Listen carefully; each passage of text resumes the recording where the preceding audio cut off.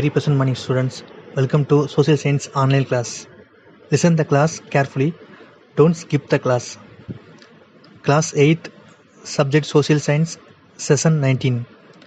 Topic: Beginning of industries, growth of modern industries and pace of industrial development in India.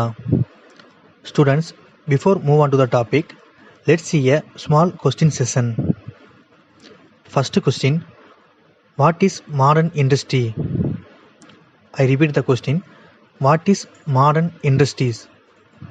Answer is: modern industries is a diversified product and service company engaged in manufacturing product, design and build a thermal processing and a laboratory testing for a worldwide customer base.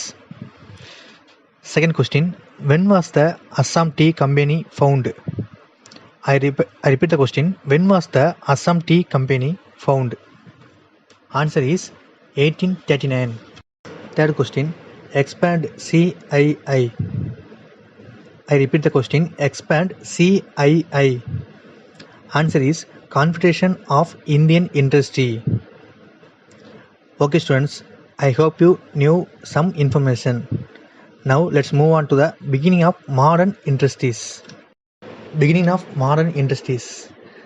The process of industrialization started in India from the mid-19th century. The beginning of modern industries associate with the development in mainly plantation like a jute, cotton and also steel.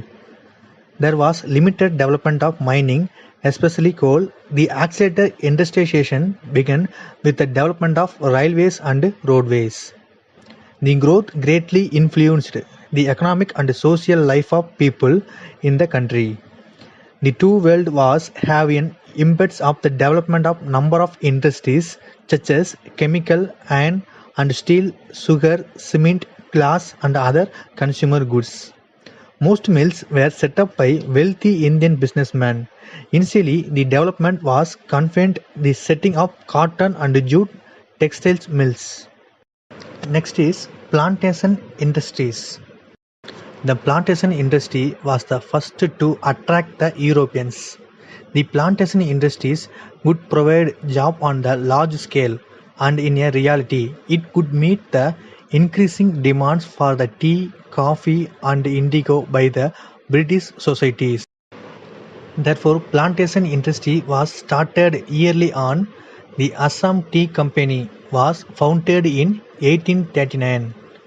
Coffee plantation also started simultaneously. As the tea plantation was the most important industry of East Indian Company, coffee plantation became the center of activities in South India. The third important plantation which gave birth to factory was jute. All these industries were controlled by the many farmer employees of the British East Indian Company. Next, let's talk about machine-based industries.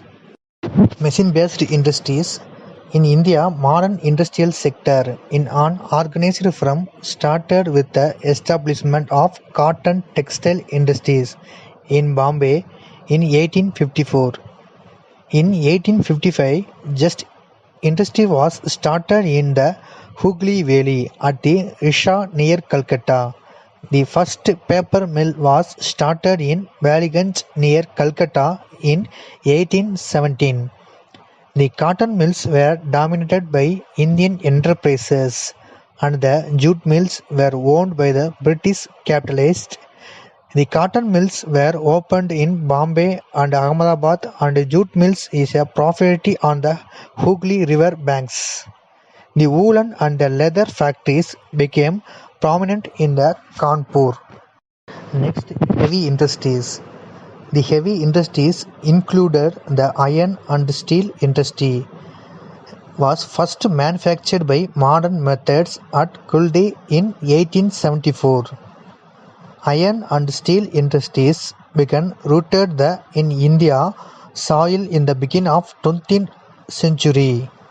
However, the credit for the development of large-scale manufacture of steel in India goes to Samsetji Tata.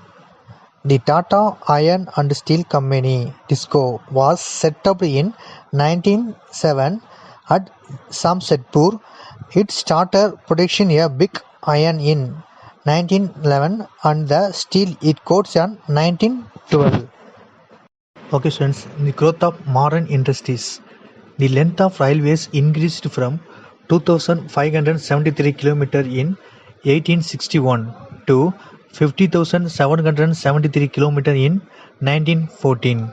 Opening up the Suez Canal also shortened the distance between Europe and India by about 4,830 kilometers. The reduced distance facilitated further industrialization of India. As a result of the Swadeshi movement, the cotton mills increased from the 194 to 273 and the jute mills from 36 to 64. The British had consolidated the power of in India, thereby attract a large number of foreign entrepreneurs and capital, particularly from England. Foreign capitalists were attracted to India industries as it held on prospective of high profit. Labor was extremely cheap, raw materials were cheaply available, and India and its neighborhood provided a ready to market. Next one is Confederation of India Industries (CII). The Confederation of Indian Industries is a business association in India. CII is a non-government and non-profit industries elite and a industrial managed organization. It was founded in 1985. It has over 9,000 members from the private as well as public sectors, including small and medium entrepreneurs and multinational corporations (SME) and MNCs.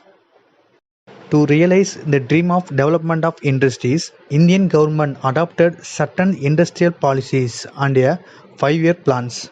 One of the most important innovations in the industrial field after the independence has been the introduction of the 5-year plans and the direct participation in industries by the government, as expressed in the Industrial Policy Resolution of 1948. The resolution denied the role of state in the industrial development, both as an entrepreneur and as an authority. As per the Industrial Policy Resolution 1956, industries were classified into 3 categories. Schedule A. Only the government can deal these industries. Some of these are atomic energy, electrical, iron and steel and others. Schedule B. These comprise road and sea transportation, machine tools, aluminium, chemicals, including plastic and fertilizers. Ferro allows the certain type of mining. Schedule C. Under this category, the remaining industries are left to the private sector. Next one is pace of industrial development in India. The industrial development during 1950s and to 1965. During this phase, majority of consumer goods were produced in India. The industrial sector was underdeveloped with weak infrastructure. Technical skills were in short supply. The first 3 5-year plans were very important because their aim was to build a strong industrial base in independent India.